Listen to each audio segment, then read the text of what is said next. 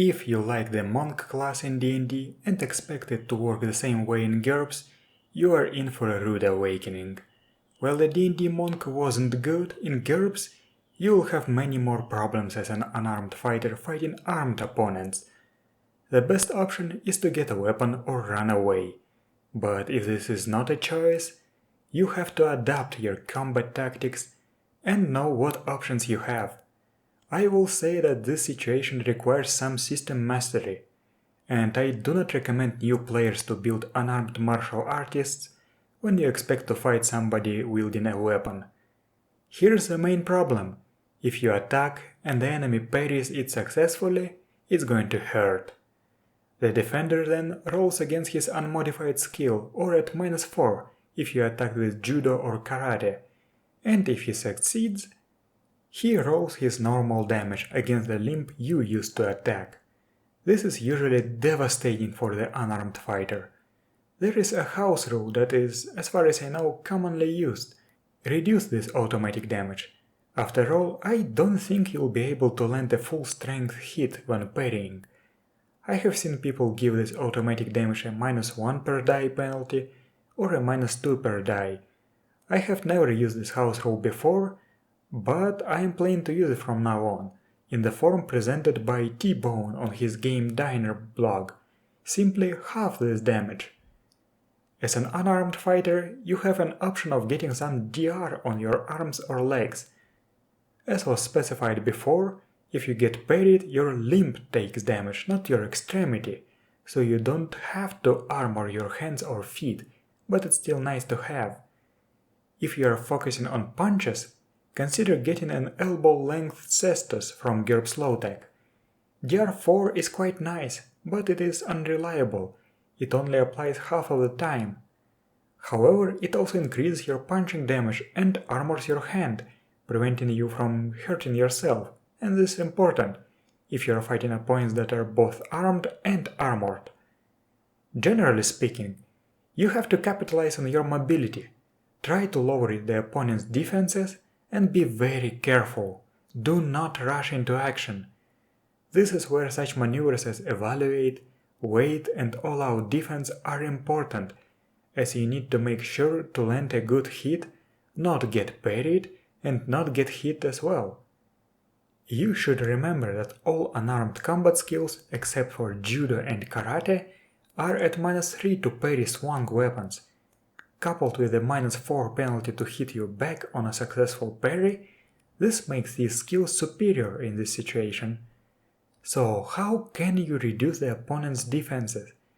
The most basic options are deceptive attack and feint.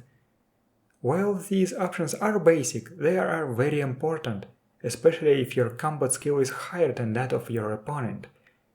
There is also riposte from GURPS martial arts, but I don't think it's a good option here, as your parry is likely to be penalized as is, and you do not want to take a further penalty. It's better to use options that increase your defense, such as retreat, feverish defense, or, if you are feeling bold, slip, to move into close combat where it's difficult to use most weapons. A good technique here would be counterattack from GURPS martial arts. It can impose a -2 penalty to parry after any successful active defense, even a dodge.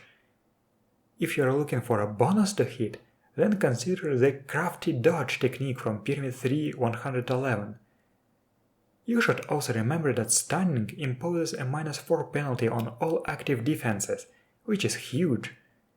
And if the stun came from a knockdown, then the enemy is also knocked prone and drops whatever he was holding, making him an easy and vulnerable target. This means that if you want to strike and not grapple, then you should aim for hit locations that can result in a stun. This means face, skull, and if you are using GURPS martial arts, and you should, vitals, jaw, and spine. Many of those are difficult to hit, so that's why the targeted attack technique and such maneuvers as evaluate are important. There is also the ear clap technique that can stun. Positioning and teamwork are crucial. If you are attacking from behind or from the side opposite of the weapon arm, then the enemy cannot parry. Also, you should remember that penalties for consecutive parries can be quite harsh. So if your enemy has just parried an attack, then it's your time to act. You can, for example, use the wait maneuver to kick the enemy in the face after he parries an attack of your friend, or in the weapon hand, because hands are relatively easy to cripple. You should also remember that unbalanced weapons are a thing. Thus, if you are fighting against an enemy with an axe, you can use Evaluate or All-Out Defense to bait out an attack, and then strike when he cannot parry. Sure, he can use a defensive attack to retain his ability to parry, but such maneuver is obvious.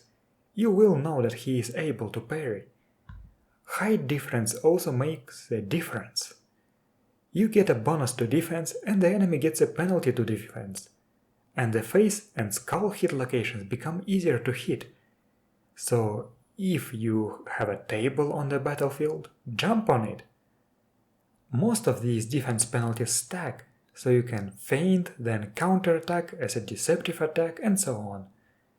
There is another risky option, a slam. It might seem counterintuitive, but slams are surprisingly powerful in this situation, if you can afford to take a hit, of course. First, they can knock the opponent down. Second, your effective weight for the purpose of parrying is equal to your strength when you are slamming.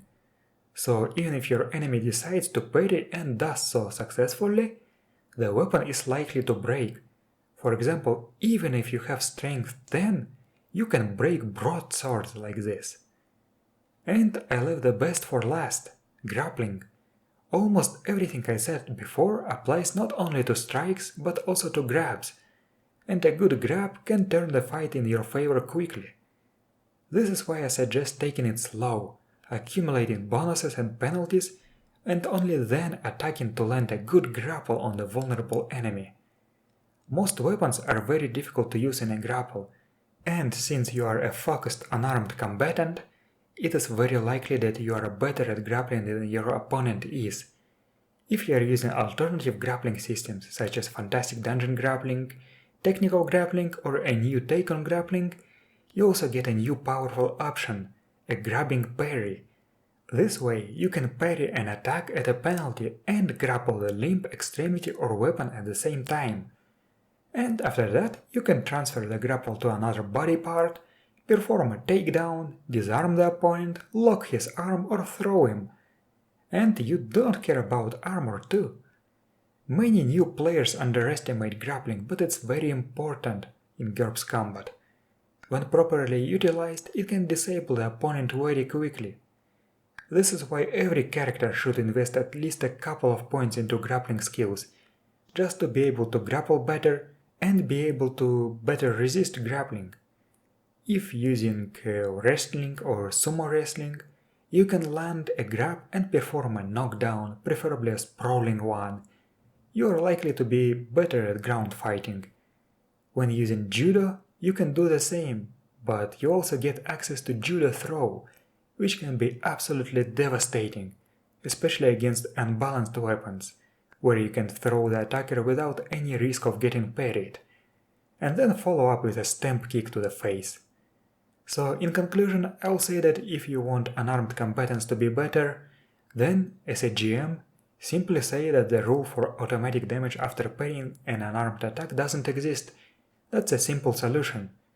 Also, if you are already writing a comment saying eggplant, but if you buy your hands as strikers, then they become invulnerable, then you're wrong. Strikers do not work this way, and Chrome is wrong too. Thank you for watching, and I will see you next time.